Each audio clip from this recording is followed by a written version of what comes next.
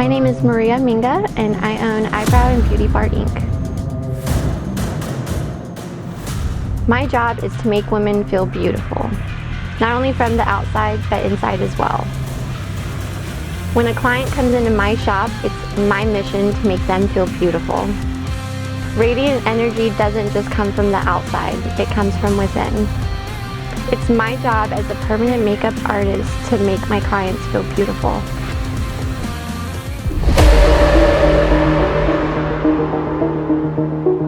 There's so many different ways that we can do your brows, and there's so many different techniques that I've learned to give an ombre, a fuller brow, a softer brow. We can do whatever you have in mind, basically. Less is more, in my opinion, too, because permanent makeup, we want it to last for a long time.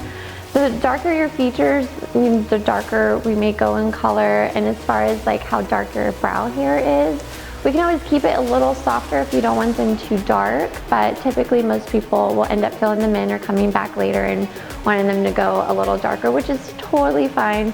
I'd rather you get comfortable with the process. And with me, a lot of my clients say the second time they come back, they're like, oh, I wish I would have, listened to you or done this or done that, but everything works out better that way because then you build that trust with me, and then I'm just trying to steer you in that right direction. So with each session too, these get better and better, which is so fun.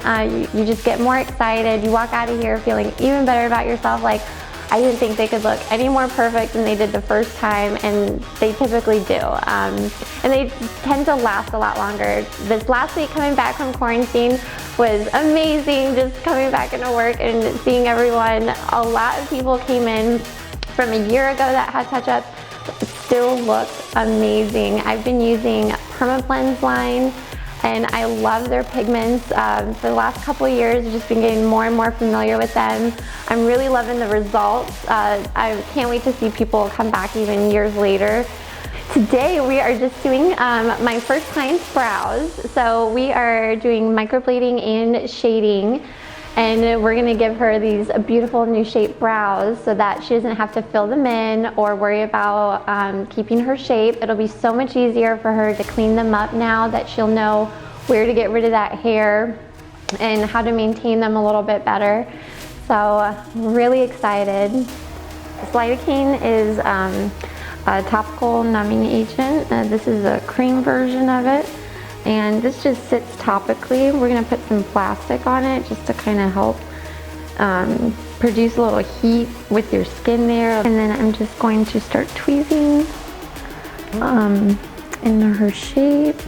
She's got some pretty thick brows, as you can see, and so we're really just going to kind of define this area and kind of get rid of this, so it just kind of gives her more lid space up there and just a little height.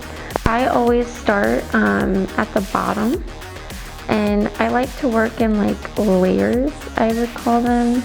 So I start down, and then I just work my way up, and I just always take a little bit off, and I take a look, and then I keep going until I can tell that there's enough taken out. So now we are doing an outline, and I don't really use measuring tools. I freehand. So I am following her natural shape, and then we're gonna sit her up and we're gonna tweak it until it looks just right. Now we use I use a couple things just to kind of make sure it looks good and it's pretty even, but for the most part, we're just following what you naturally have.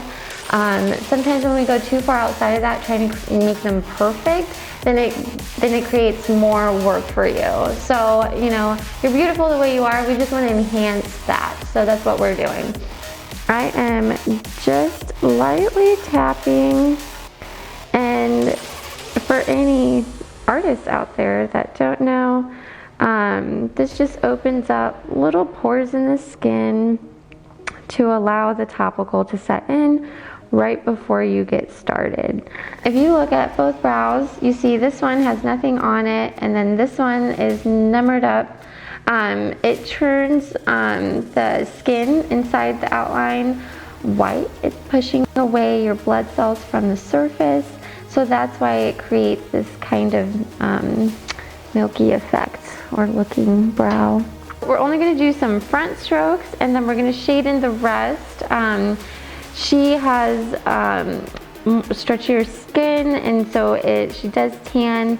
There's a little bit of sun damage there, so the strokes just won't last throughout, but I think it'll be fine for the beginning, and just to keep that soft front, because not everybody likes them super harsh right there. And it's just fun to see how they look. I think it just creates a more natural effect. Awesome, so now we are going to shade in the rest of her brow area using my beautiful Zion machine here. This is a rotary style tattoo machine. And I am using Vertex cartridge needles, which are phenomenal. These are acupuncture needles, and they really help create this nice pixelated effect. All right, so I worked on this brow, did a couple passes, and I just kind of smeared the color all in, put some more numbing on top of that. We're just letting that sit over there. Gonna get this brow going so that we can match them up and make sure they look amazing. Kind of just eyeing them out, seeing where I could add a little bit or whatnot. Will you sit up toward me? Yep. Ooh, what do you think? They look good. Yeah, that's great.